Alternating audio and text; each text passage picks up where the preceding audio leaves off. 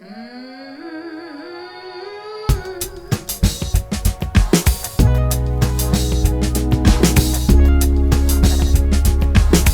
welcome to the For Evansville podcast, a podcast about listening to the needs and dreams of our city. We want you to love our city better so that you can be a part of its transformation. We don't want you to just live in Evansville. We want you to be for Evansville. I'm Sarah, and this is the For Evansville team.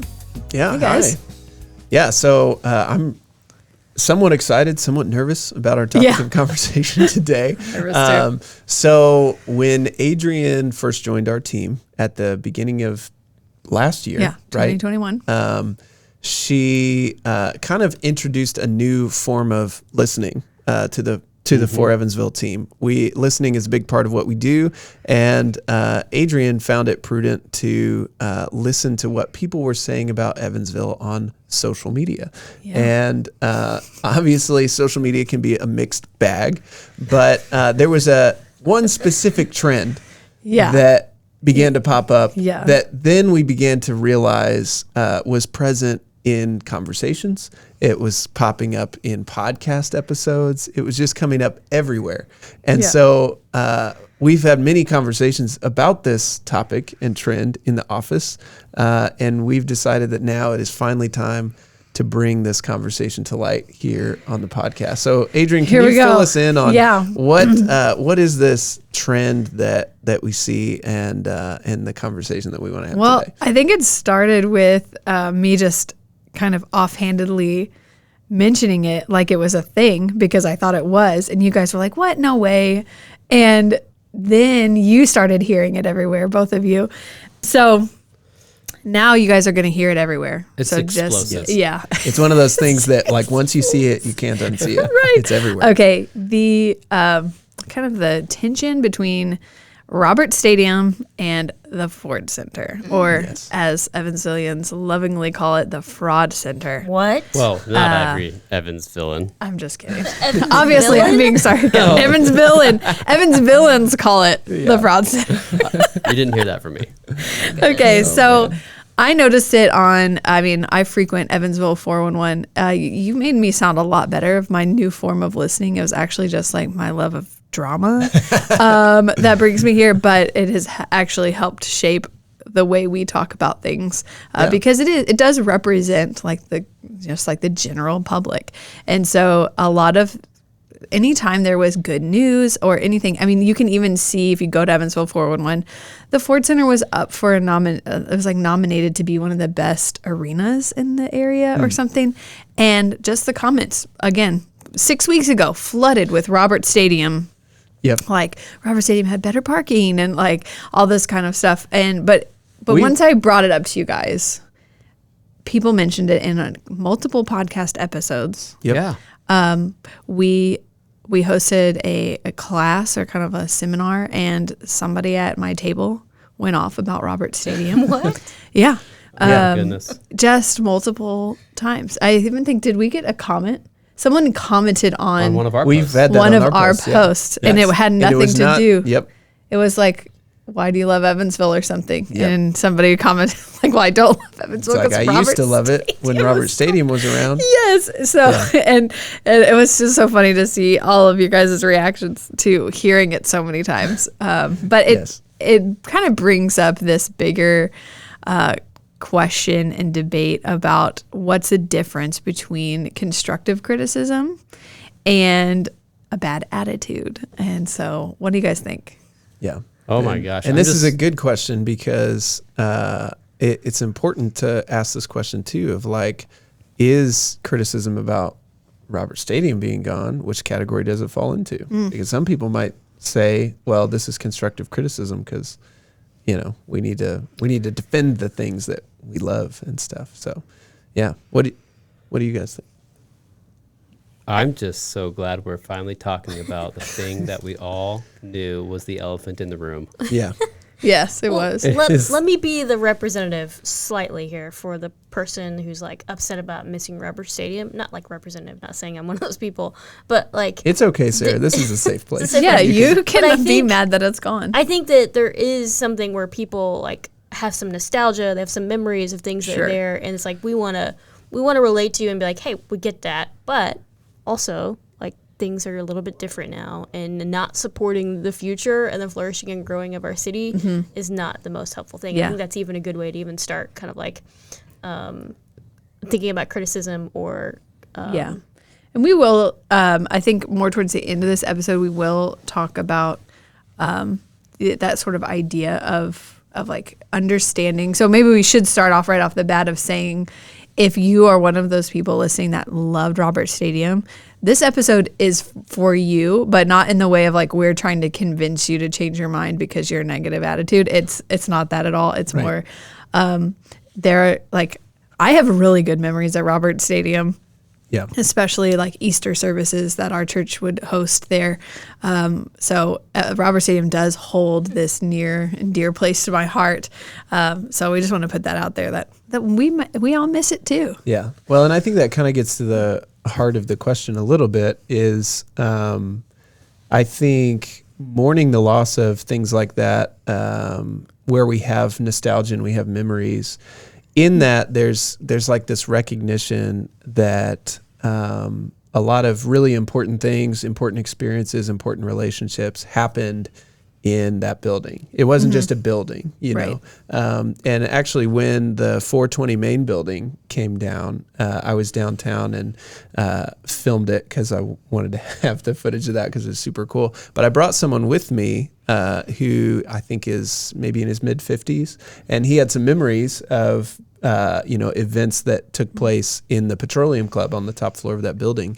And so as we're sitting there waiting for the building to come down, he's like sharing these memories with me.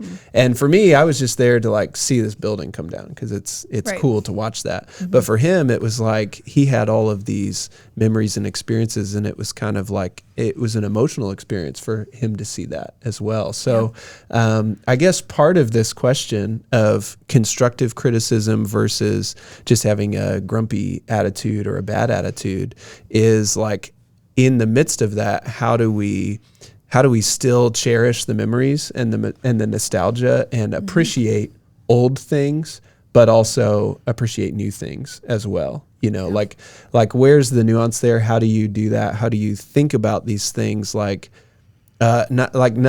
say, oh, Robert Stadium was garbage. We needed a new stadium because it was terrible, you know, but to be able to say like, no, it had a lot of really good things, but here's what's good about the Ford Center and about the new building and stuff. Right. So you don't have to dislike the new thing if you loved the old thing.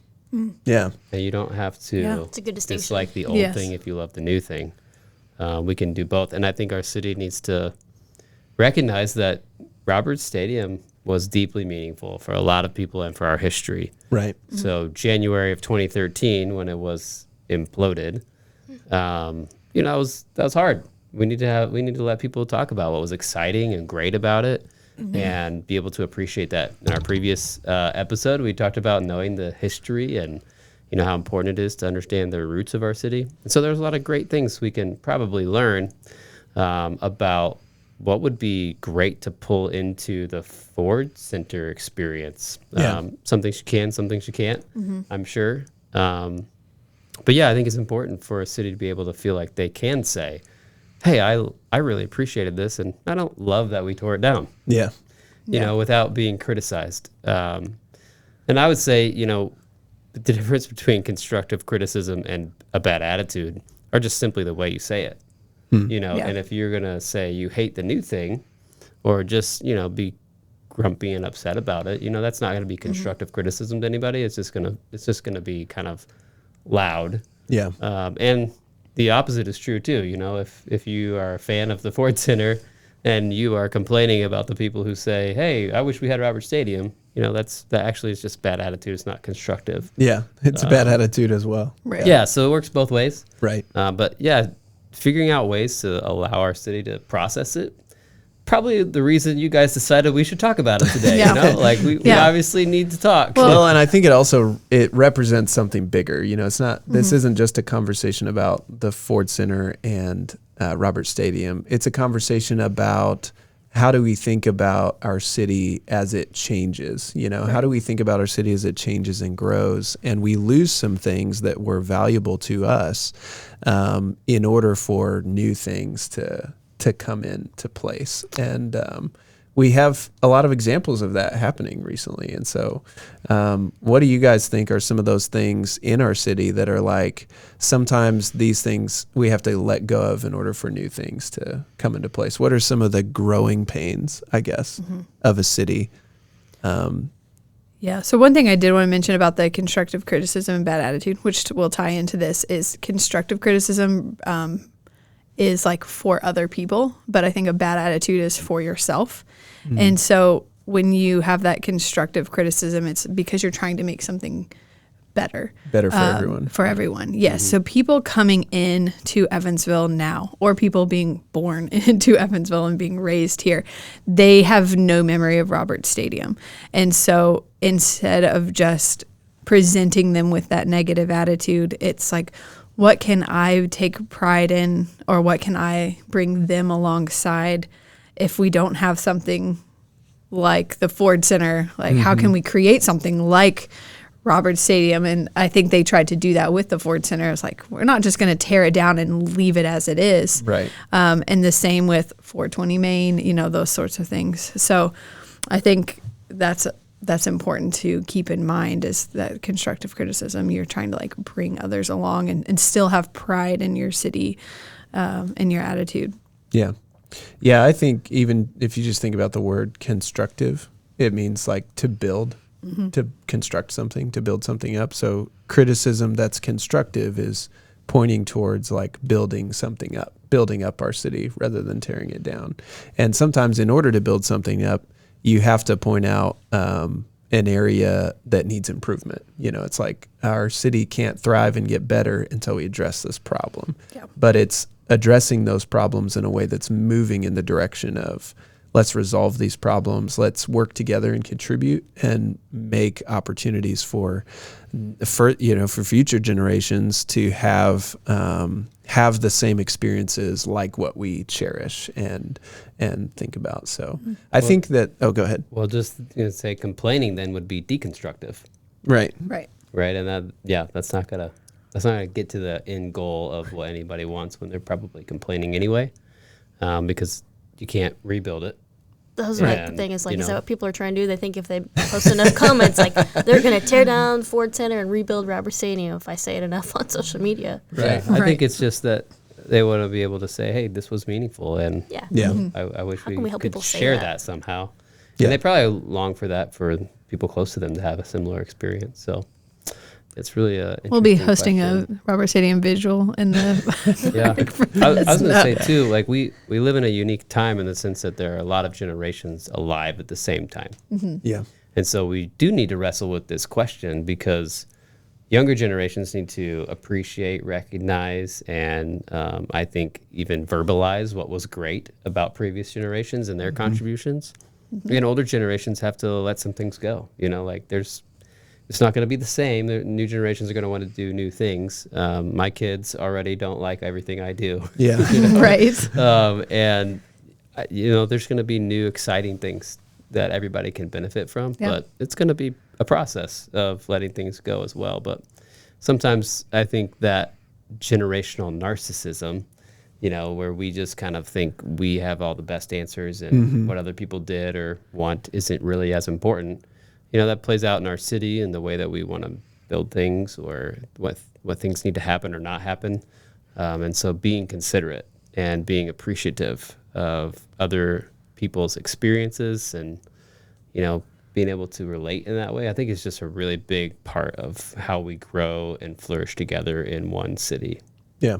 That's really good. So, Ross, to your point about your kids already, appreciating different things than you, I want to hear from everybody. What are some things in Evansville now that you think, man, if this is gone in 30 years or 40 years or 50 years, what am I going to be grumpy about? And maybe, hopefully you won't be grumpy about it, but what are the things that you'll be nostalgic for, and sad that they're gone?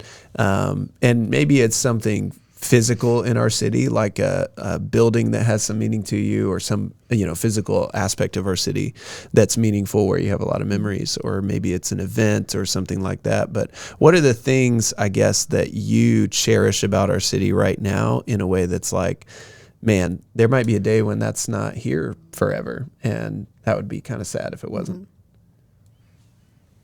I was having a hard time with thinking of what that would be now, but I just spurred in my mind. We were actually talking about this before we started recording today. Jonathan and I both attended University of Evansville, and my first dorm got torn down last year. I was like, oh, there was a lot of memories there, and it's like it was that kind of wrestling of like, well, that's sad, but also like it's really exciting because it was a pretty old building and needed to be updated, and they need new things for a new generation of people. But it is one of those like, oh yeah, I had some really good memories in that space, and I know a lot of thousands of other people did as well. And so I think of places that I've spent time in, whether that's, places I've worked, or, restaurants I've been to, or churches I've attended. And if those spaces aren't there in 30 years, it makes me sad to think about like, oh, those memories are gone and people aren't going to experience it the same way anymore. Yeah, it's good. The first one that came to mind for me was the fall festival. But I think that would be a collective Evansville loss, if that was gone, just because it's so iconic for our city. I guess for me personally would be, it came to mind that Gardeners, I don't even know what it's called. It's like a garden on the top of the state hospital the Master park. Garden. The Master Garden, Yeah. that's what it is. Yeah. I just think it's like a beautiful piece of land that these gardeners have cultivated, and I just like walking around there, but I have taken my son there, and that's like his favorite place in Evansville. He requests to go there all the time. And it's fairly small, and there's not really anything for him to do but like look at flowers, and he just loves it. And so because of that, I love it. So I was like, I hope that these people can pass on that love of gardening and just like cultivating that little piece of land, because it's beautiful for my family. Yeah, that's good. I think I kind of have two different ones that come to mind. One is more personal, just like for me personally. I really enjoy the Greenway in Evansville. Being able to start downtown and then take the Greenway all the way up to Garvin Park is like a really cool experience, and one that I didn't even know existed for a long time until I started biking with a couple buddies of mine, and we would ride from our neighborhood on the east side to downtown, and then we would take the Greenway all the way up to Garvin, and then from there back over to the east side. And that stretch from like downtown all the way up to Garvin Park is just a really fun route to take. And you see like a lot of different aspects of Evansville, because you see downtown, and then you go under the Lloyd and past this like random skate park that I didn't know existed until I rode past it on this bike trail. And then you kind of go through this sort of industrial area of Evansville where a lot of the industry and things that are very Evansville-esque, you're riding right through the middle of that. And then there's just a lot of like nature that I didn't know existed. You're just in this wide open space, and the trail's kind of elevated, and it's a lot of fun. And then you get to Garvin Park, and it's like this big, beautiful park with this nice lake and stuff. And you come down North Main Street where they've completely redone the street, and they're doing a lot of investment and development there. So it's a really fun ride that I really enjoy. And it's interesting because that route is kind of like changing even now. Like whenever you go down North Main Street, you always see something new and stuff. So I really enjoy that. I'd be kind of sad if the Greenway ever went away, because I think it's kind of like a hidden gem in Evansville. And then the other one would just be my family. We just love to like go to the different parks in Evansville. There are lots of great little parks tucked away in different neighborhoods and stuff. And all the playgrounds that my kids love to play on and stuff like that. We kind of have like special memories at different parks because we do different things there and stuff. So I'm sure that over time, some of those playgrounds will be torn down and updated and stuff like that. And those will be areas that I think I'd be nostalgic for. Well, the first thing that came to my mind was local restaurants and coffee shops. Yeah. And they change a man. lot, but if we Rest get to in the peace, point where proper we just, coffee. we just didn't have any anymore, and that would be. I mean, That'd my be Roberts tough. Stadium is White Swan. There you I will go. talk Yeah. about that the rest of my life. I don't know how that actually hasn't come up. Yeah, I yet, know. So I'm going to add that to my list as well. Yeah, Very it's- sad. There's coffee shops for sure, local restaurants, and I think it's been fun to see them kind of keep popping up.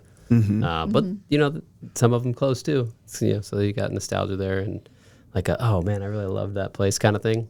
And then I think the other one for me is the walkability that we experience as a family, like living downtown. We can, between historic district, Haney's Corner, downtown, like lots of great memories just walking to Main Street and enjoying all of the different restaurants or the Children's Museum or whatever we might go to that weekend. Just getting a chance to not have to jump in a car. And that's a really exciting thing for us and something that we would totally miss if we didn't have that. Yeah. Very cool. So yeah, it seems like the takeaway from this conversation is that the different aspects of our city, different buildings, different things like that, they're not just about like the building. Roberts Stadium isn't just a building. It's a place where people had a lot of memorable experiences. And I think in a lot of ways, what a city is not the buildings and streets and parks that it's comprised of. It's the interactions. It's the ecosystem of neighbors, as we like to say. And an ecosystem exists in a physical space, and that plays a big role in those experiences. But sort of at the heart of what a city is the interactions, the relationships, the experiences that we have as neighbors, the story that we share, the experiences that we share. And so some of those stories and experiences will carry on into the future, and some of them won't. And so for us all as a city to just kind of be able to recognize what was good about the past, what's good about our city now, and what's good about the future, I think is a really valuable thing. And I think to push back on that, like not push back on you, but just push people towards that is just kind of, you've got to kind of take personal responsibility for our city. And so we kind of want to just wrap up by saying that our city is really only as good as what you make it or what you think it is. Yeah. And the people who built the Ford Center and organized the Roberts Stadium, true of Ford Center too, though, people organized all of that. They organized the events. They put on those experiences. Somebody created that for their city. Yeah. And so what are we creating today? Yeah. It's good. Yeah, that's why we're a podcast about being for Evansville. That's right. Right? Yeah. Right. It's really Very cool. Well, if you have angry comments that you would like to send to us, or what do you mourn the loss of? Yeah, or things that you're nostalgic for, and you'd like to share stories with us about memories that you had in places in Evansville that are no longer here, or memories that you are creating right now that you'll someday miss because they were so good and you'll be nostalgic for them. We'd love to hear that aspect of Evansville's story, the experiences that you're having. So shoot us an email at connect@forevansville.org. Connect with us on Facebook or Instagram @forevansville. We'd love to hear from you. We'd love to hear your story. And thanks for listening.